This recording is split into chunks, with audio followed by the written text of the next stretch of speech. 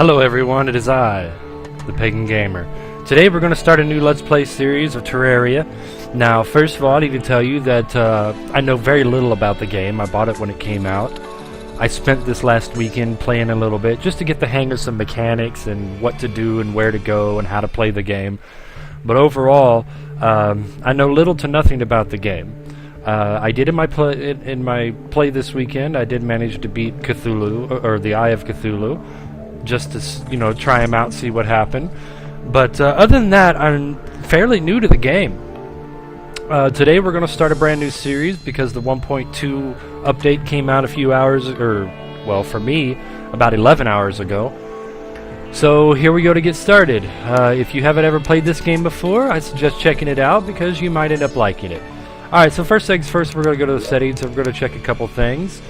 Video, of course, we can go windowed or full screen. I'm going to play it on full screen. We can set the resolution. I play on a 1920 by 1080 monitor. Parallax. Parallax affects the background here, the way it scrolls left and right. You can turn it up or down, and that increases the scroll in the background. Basically, it makes it look like it's more 3D or less 3D. Frame skip. Not exactly what frame skip does, but I know if I turn it off... Huh, earlier it made it go really fast.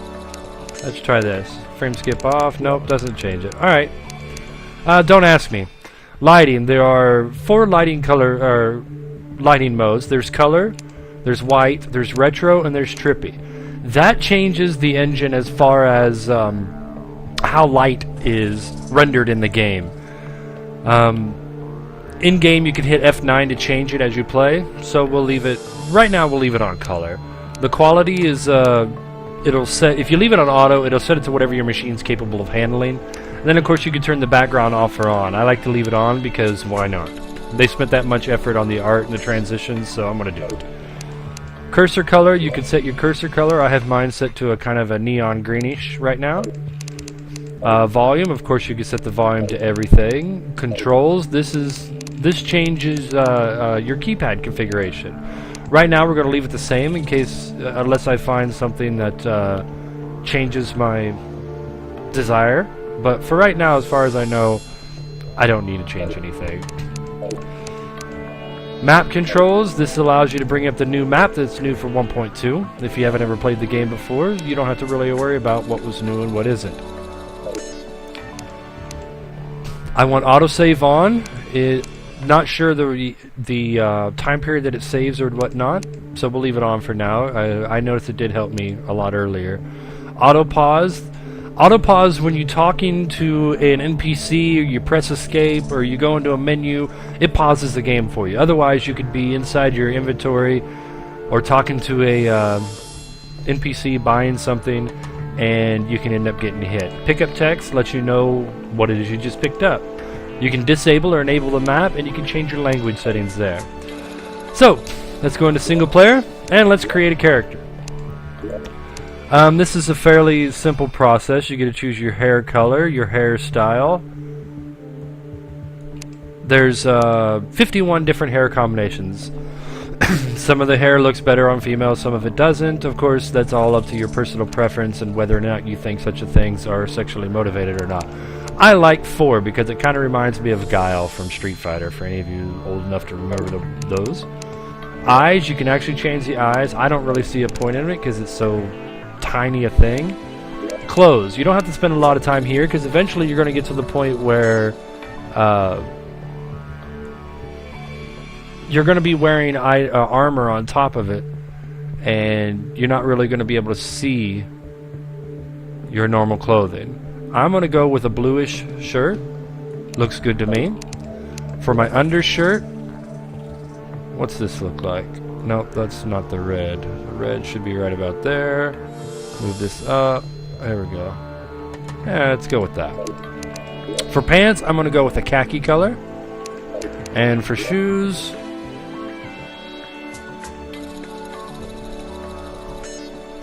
we're just going to go with a straight black.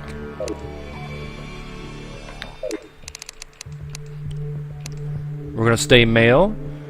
You can change it, of course, and it changes a little bit, but we're going to go with male. Now, softcore, medium core, and hardcore. Softcore, when you die, you're going to drop your money on the ground. That's it. Medium core, when you die, you're going to drop your inventory on the ground as well. Hardcore, you die, you're done. The character's deleted, that's it. No more. I'm going to go with softcore because, like I said, I don't know very much about the game, and even in my short little playthrough, I died quite a bit. And of course, you can randomize over and over and over to change your stuff and whatever. We're going to go with the character as we have it right now.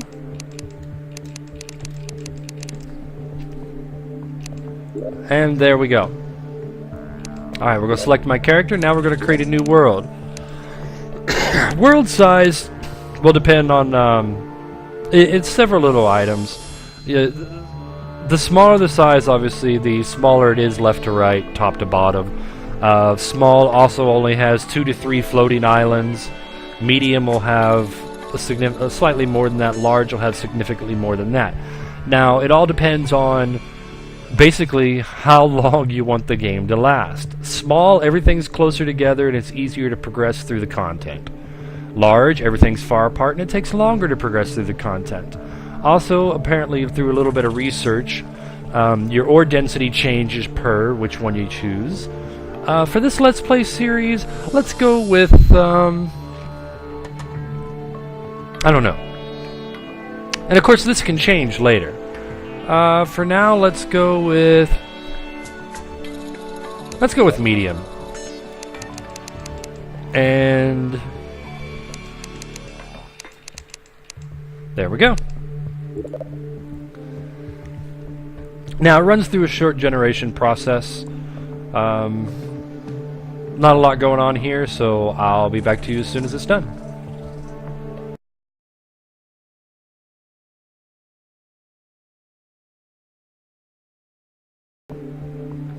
Alright, that'll be it for this episode. Thank you for joining me, and we'll get started with some gameplay on the next one. Have a good day.